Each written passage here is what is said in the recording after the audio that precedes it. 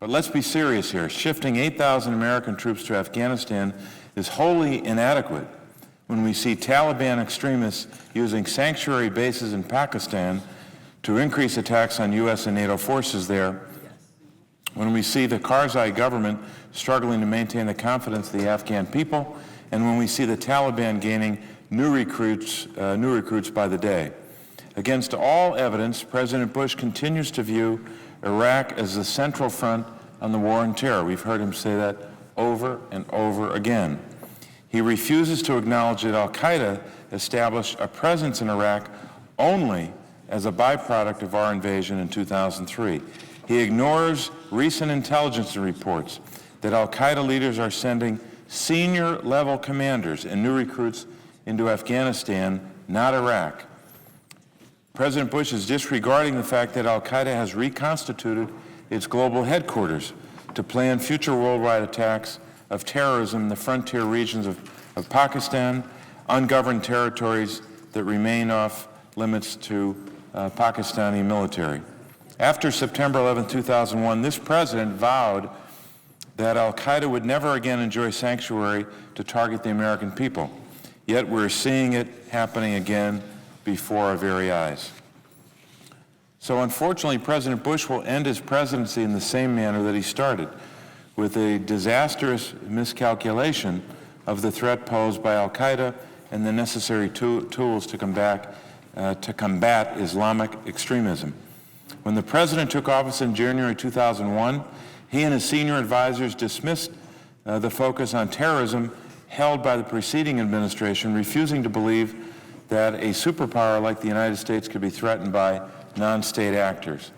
That mindset allowed the administration to ignore repeated warnings by the intelligence community that al-Qaeda was preparing for a major attack on the United States. Following the 9/11 attacks, the president rightfully moved to topple the Taliban regime in Afghanistan after they refused to turn over senior al-Qaeda leaders. Yet the administration failed to recognize that only a long-term investment of troops, development assistance, and economic benefits was essential if Afghanistan was to not once again collapse into a failed state. Instead, the president shifted his focus to Iraq, redeploying such critical assets like special forces and the special forces units and unmanned aircraft to the Persian Gulf to prepare for what was an inevitable war. 5 years later, we're still living with the consequences of this administration's rush to war in Iraq. Afghanistan teeters on collapse, and with the drug trade resurgent and Taliban forces controlling more and more territory. Pakistan remains dysfunctional with a difficult transition of power occurring now and an extremist insurgency taking root in its border regions.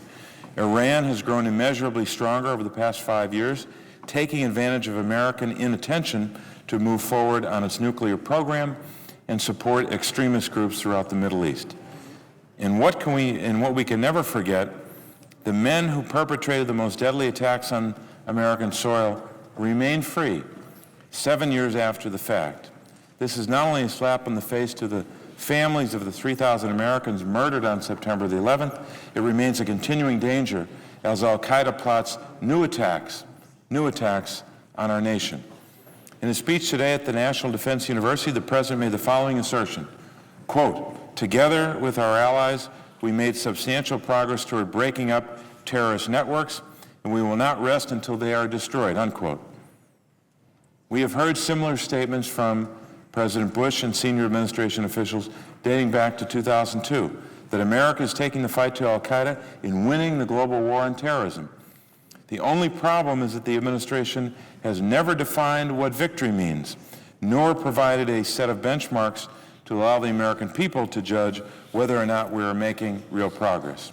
For that reason, I'm joined today by Senator Hagel in introducing an amendment to the Defense Authorization Bill to require the executives. We have spent more funds securing our aviation system against another hijacking than preventing a future act of nuclear terrorism. However, I fear that when al-Qaeda strikes our nation the next time, they will not be using their old playbook. Madam President, America stands today less secure than it should be. Our massive military presence in Iraq, now approaching its 7th year, has strained our most precious resources, our men and women in uniform. It has reduced our flexibility to respond to various other threats throughout the world, including Russia's recent military incursion into Georgia, and emboldened other enemies, Iran most notably. We have failed to finish the job we started in Afghanistan. For too long, we tolerated a dictator in Pakistan on the basis that he was best equipped to serve as an ally in the war on terrorism, only to find out that Al-Qaeda had reconstituted its central headquarters in that very nation. The President and those who seek to continue his policies indefinitely will make speeches all week long that we are winning the war on terror. But they make those statements in direct contradiction of the assessments of our intelligence community, and they fail to offer the evidence to back up their assertions. Enough is enough. We cannot afford to continue the same misguided policies that have made America less safe for another 4 years.